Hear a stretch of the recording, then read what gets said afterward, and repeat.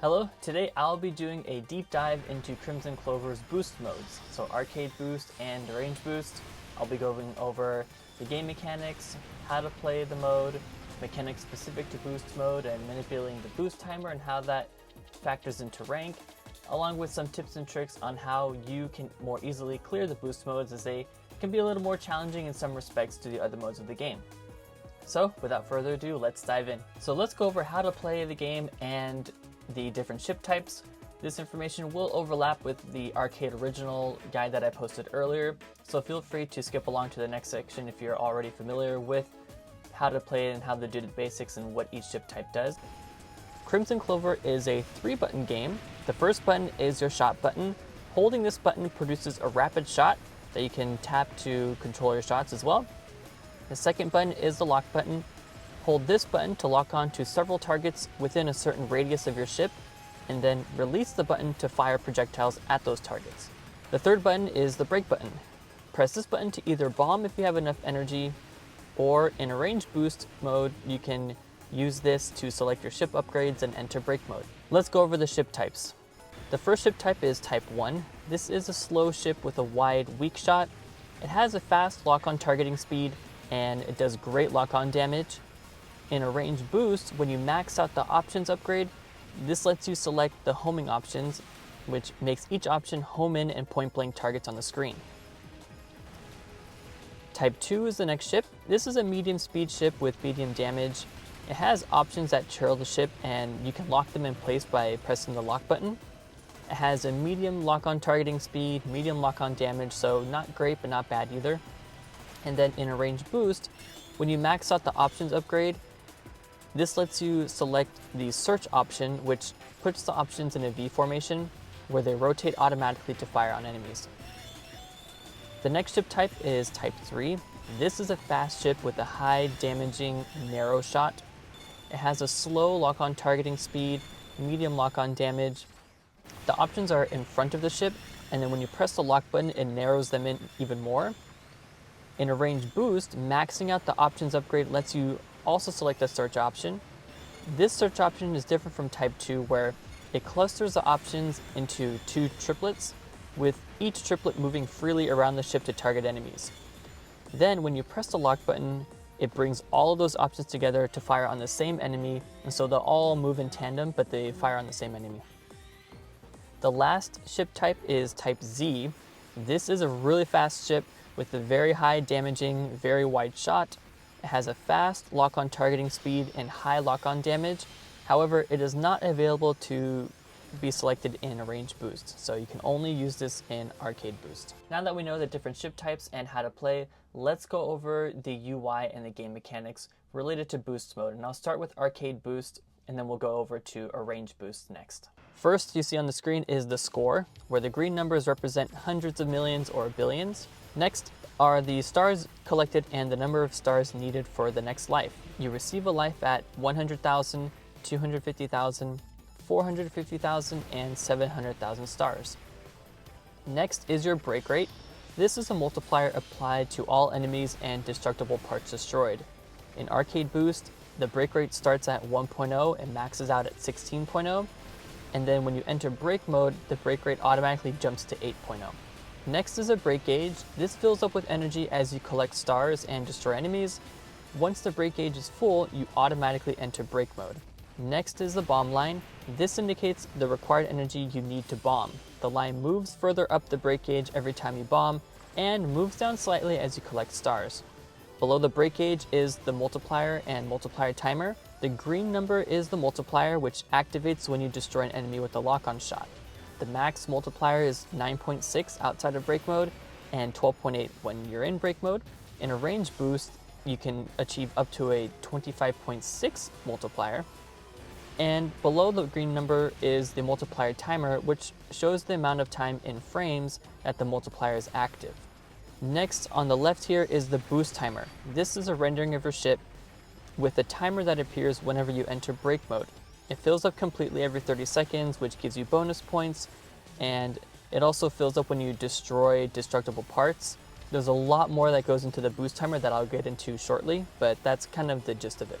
Next is a gadget showing the score per stage, another gadget showing how far you've progressed in 1 credit on each mode, and there are a couple of other gadgets you can enable here that aren't seen here.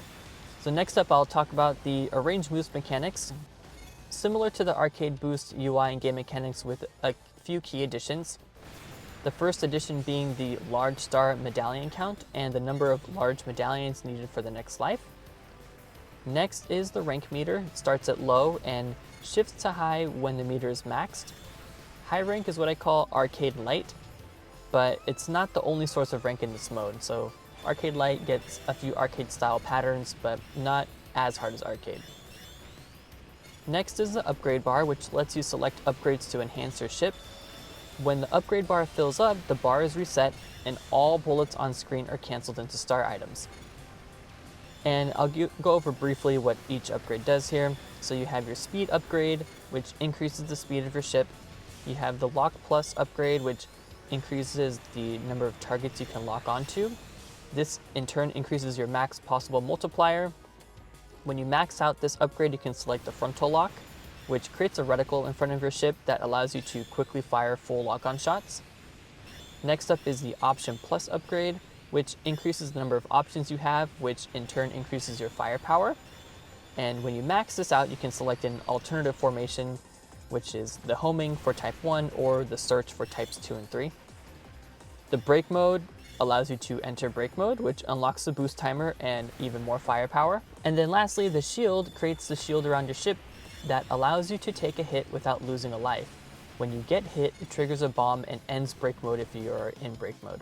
The next thing on the screen is the boost timer. The boost timer in Arrange Boost doesn't show the amount of time, but it instead shows the number of times you achieve the bonus or a checkpoint. Below that is a chain value, which shows the number of successive bonuses or checkpoints that you've achieved without getting hit. The chain applies a multiplier to your boost bonus, with the multiplier increasing with the higher chain. The boost timer does increase over time gradually, and it also increases by picking up star medallions and destroying enemy destructible parts. So we've touched briefly on the boost mechanic and boost mode and how that activates when you go into brake mode. Let's dive deeper into that and explain exactly how the boost timer works and how it can help or hinder you whether or not you're playing for survival or for score. In Arcade Boost, brake mode is automatically activated when the brake gauge fills up. Your shot power increases, hitting enemies with a shot releases stars, the boost timer becomes active, and it fills up every 30 seconds with destructible parts also adding time to the timer. You can think of each 30 seconds as a checkpoint that awards bonus score, with the bonus appearing on the screen every time the checkpoint is fulfilled. Bombing ends brake mode and lowers the timer to the last checkpoint achieved.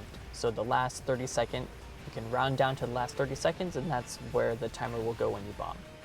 The game becomes more difficult the higher your boost timer is, and the difficulty spikes further when you're in brake mode. By difficult, I mean the bullets travel faster. The brake rate can be used as an indicator of how close you are to brake mode and when revenge bullets will be fired when destroying enemies. When the brake rate hits 4.0, you enter brake mode, and then the brake mode automatically doubles to 8.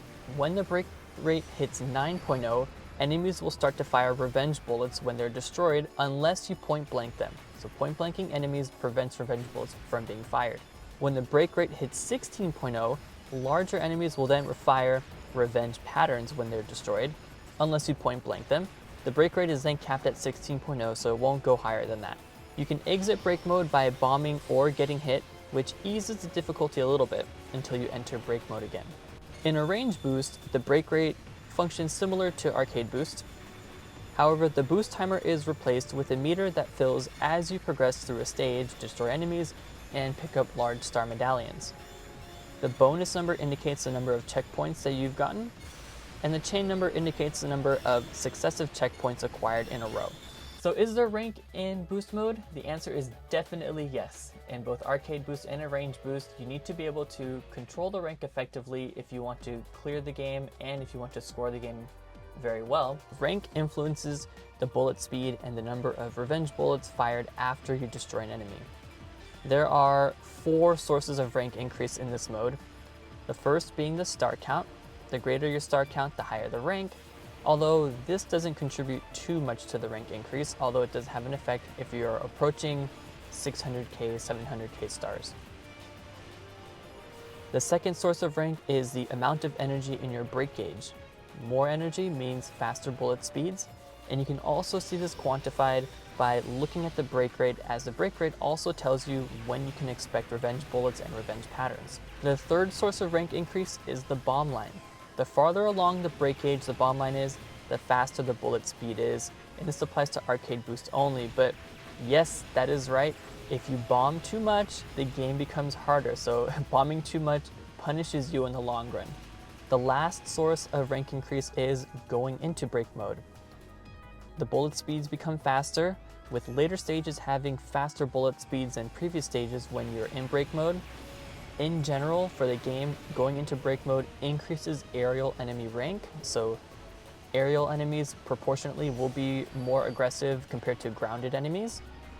And in addition, for boost mode, the more stars you receive while you're in break mode, the faster the bullets travel. And what the game does is that it looks at the most stars that you have acquired during a single break mode activation, or I think of it as your best break mode before you've gotten hit. It takes that max star count that you've acquired, and then it uses that in its rank calculation. Coming up now are some more tips and tricks related to clearing boost mode in both arcade and arrange. This follows from being able to control your rank effectively to make your life easier and to propel your score higher. And I'm going to go over additional tips that piggyback off of that idea and work in tandem with the rank control and how the boost timer works. One thing you can do is bombing before reaching a checkpoint. Because checkpoints are in 30-second increments, bombing before a checkpoint resets the boost timer to the last 30-second checkpoint, which you can use to help keep your timer low.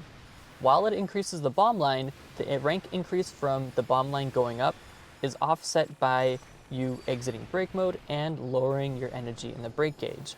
However, this offset is reduced the higher bomb line goes, so be careful when you're bombing too much. After a mid-boss or a boss, a technique you can also use to keep your boost timer low is bombing right before acquiring the recovery item. This lowers both your energy and your bomb line, which helps to slow things down for a while. Another tip you can use is to exploit situations where you can avoid firing on enemies to prevent your break gauge from increasing. For instance, in stage 1, you can dodge all the bullets before the rush without firing a single shot. And, I have the footage here where in my 1cc of arcade boost, I don't fire a single bullet for the first half of the entire stage. I end up with an abysmal score, but not firing on an enemy keeps my break gauge at the very bottom. In stage 3, there's a safe spot in the upper right corner of the screen when the first Andros appears. After it fires its 3 shots, it won't fire again and it'll just float off screen, so you can stay there. At the very end of stage 3, before the boss, you can prevent the rush of Dagons from appearing by delaying the destruction of the last Barbados until the warning sign appears. And then inside the base of stage 5, you can prevent a second Barbados from appearing if you delay destroying the first one until it returns to the right side of the screen. In a range boost, there are a couple of more tips that you can use. First is you can avoid the rank increase from break mode completely simply by never activating break mode. Break mode is an option on the upgrade bar, so you do have the choice to activate it or not. You can go the entire game without going into break mode to avoid that rank increase. Also, in a range boost, you can acquire a shield, and then you can get hit to lower the rank even further. So every time you get hit with the shield, it'll activate a bomb, and then your rank will be lowered. Those are tips for playing for survival. If you're playing arcade boost or range boost for score, then the advice is kind of the opposite of what I just said. You need to survive as long as possible at max rank. So there are scoring benefits when you're in break mode. First, you receive survival points for progressing through the stage. The points you get just for going through the stage is proportional to your star count. You also receive tick points for firing upon enemies. These points are also proportional to your star count. You also gain stars simply from firing upon enemies. And then the lock-on multiplier timer increases more when you're in break mode. Going into max rank gives you additional bonuses. You get double survival points, you get double tick points, you get even more stars when you fire upon enemies, and when you destroy boss parts and bosses, you receive double the boost timer. So staying in max rank is key to scoring in this mode. The number of points awarded with each checkpoint increases per checkpoint. When you're in a range boost, getting multiple successive checkpoints without getting hit then increases your chain, which increases the multiplier applied to your boost bonus. If you end a stage in break mode, select the star item to increase your star count. The break gauge rises fast enough that you'll likely be in max rank for the most part when you're playing for score, so there's no need to pick up an energy upgrade, and there's no need to pick up a recovery item because you're not looking to lower your break rate. In a range boost, you can fill the upgrade bar quickly by collecting the large star medallions. Whenever you fill the upgrade bar, it causes it to reset, which cancels all bullets on the screen, and this awards you additional star items. Now that I've gone over the additional tips, let's do a demonstration. I'm going to start with the demonstration of Arcade Boost. It's not going to be a perfect demo, but I want to be able to show you how the rank works and how to control the rank and how you can score in this mode. And then I'm going to follow up with an arrange boost demo. It'll give you a sense of how I can use the arrange specific tips, especially the bullet cancels with the upgrade bar, to position myself better to get a higher score. So let's do it. Alright, here we go. Here's stage 2 arcade boost, and this is going to be a survival focused demonstration here. And so you'll see here right off the bat that I'm not immediately destroying all the enemies here. I'm instead timing my shots because I don't want to enter break mode before the first very large tank comes in. If I enter break mode when I destroy this large tank here, then I get additional enemies that spawn, so I don't want to do that. Instead, I just dodge the bullets. I don't fire. Eventually it stops firing, and that's it. The next wave comes, and then I get the quadruples here. I have to destroy that. I can't avoid that. Technically you can, but it's a bit more difficult that way. So I destroy that, and now I'm in break mode, and I'm keeping my eye on the boost timer. So right now I'm at about 15 seconds or so. So I want to bomb before it hits the 30-second mark because I'm trying to control my rank. I don't want to risk it in this case, so I end up bombing at 15 seconds, and you'll see that the break time, or the boost timer, dropped all the way down to 0. So then I go about my business here. I'm at 2.4 break rate, so I'm not getting any revenge bullets yet. The bullets are fairly manageable, and coming up on the mid-boss, you can see here that bullets are pretty slow, so it's kind of business as usual. I'm entering break mode now, so the bullets will become a little bit faster. Still manageable though, because my boost timer is only at 5. You can see here that me destroying the phase of the boss added timer to the boost timer. So remember that boost timer increases when you destroy boss phases and destructible parts, so keep an eye on that.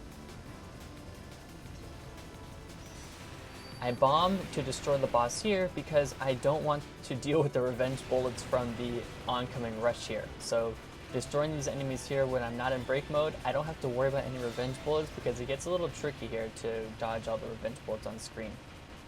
So I can just use the wide shot for the Type Z ship and clean up here, no problem at all. I'm entering break mode here, so I'm still not getting any revenge bullets now. Once I hit 9.0 break rate, you'll start to see the revenge bullets. You can tell which ones are revenge bullets and which ones aren't. The revenge bullets are the blue bullets that are a little bit larger and a little thicker.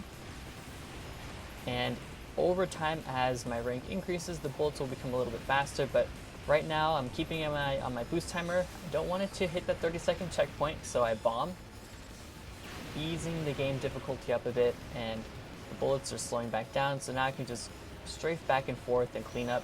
I bomb again because why not? I'm playing for survival, so I want to have the lowest rank entering the boss here, which 2.9 break rate, I'm not in break mode with the 0-second boost timer, is pretty good.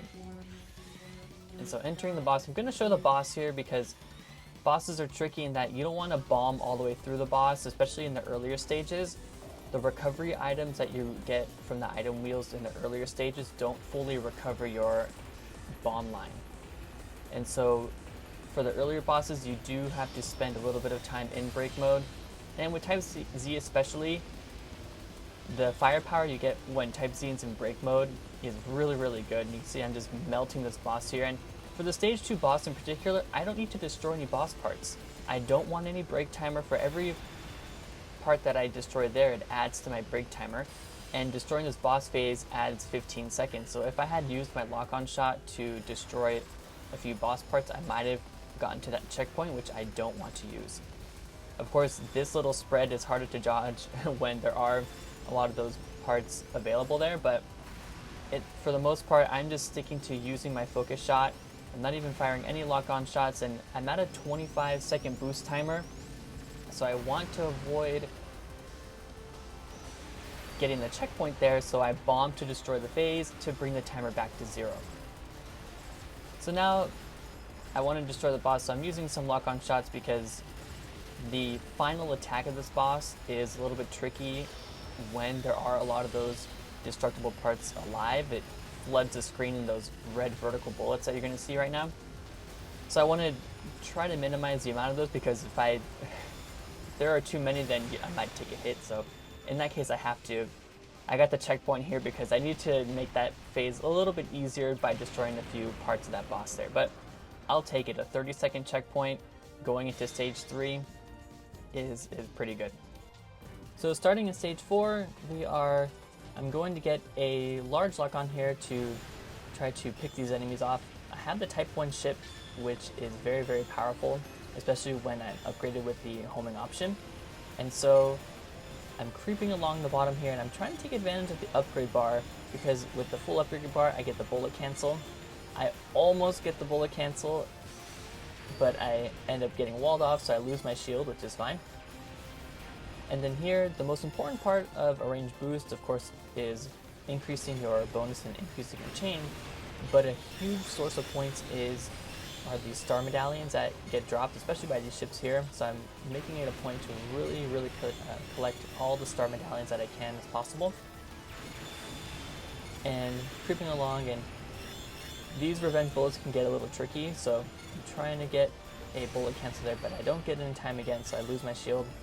The great thing about a range boost is that I can just get my shield again. So as long as I don't take another hit, I won't lose a life.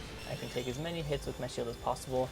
There is a score hit because my break rate decreases, but the break rate rises fast enough that as soon as I get the shield, it's going to go right back up to max rank. And so here I'm picking these enemies off.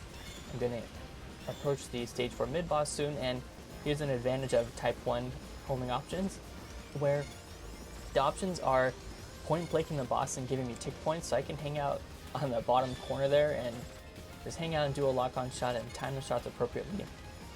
I get a full lock-on for the first form here, and so I'm going to try to get full lock-ons for these 2 turrets. And the bad thing about the homing shot is that it's still firing upon the main part of the ship, so they don't home in on the boss's turrets that are floating around, so I do have to move along with them to try to get them damaged. And I almost get a full lock on destroying the boss there, but 17.6 is pretty good. I'll take it. Heading into the next section here, these turrets are going to encircle me with the laser. In boost, it's a little bit more difficult than in a range original because these bullets are aimed at me. But the same thing applies. I'm going to try to keep my break alive. I'm at a 3 chain right now, which is decent. And I want to get a full lock on as many of these turrets as possible.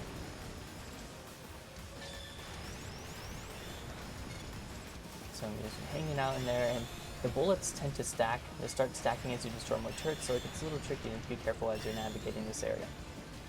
Moving on to the second rush, there's no stage 4 mid boss like in arcade. They scrapped it.